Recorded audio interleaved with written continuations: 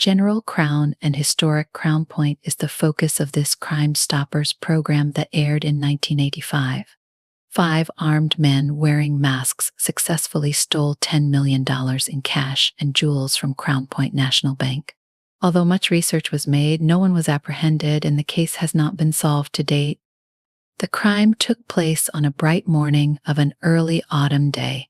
At 9 at around 30 a.m., 4 armed men wearing masks, suits, and gloves stormed the bank. They were fully armed but composed. They walked like soldiers who had been trained to do a particular task.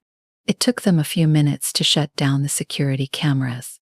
One robber managed the staff and the customers so that nobody pressed the alarm button.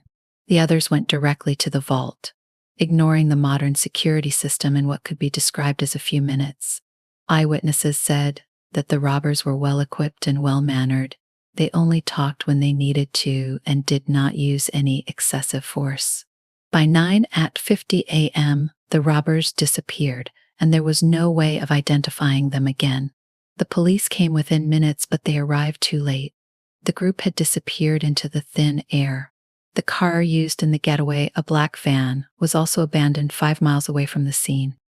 Burned maps, gloves, and tools were found inside, but no fingerprints or DNA of the duo were found on any object which were recovered from the scene of crime. The robbery had all the hallmarks of an inside job. The robbers understood the positioning of the bank, the code to open the vault, and the hours of shifting. Not only did the FBI get involved in the case after a single threat had been made by a person of Middle Eastern origin, it also proceeded to interview over 100 witnesses and review more than 10 hours of surveillance tape. Bank employees were examined, but they were not connected to the crime. A security guard in the building was deemed a suspect as he was not in the building that day, as he had faked flu to stay at home.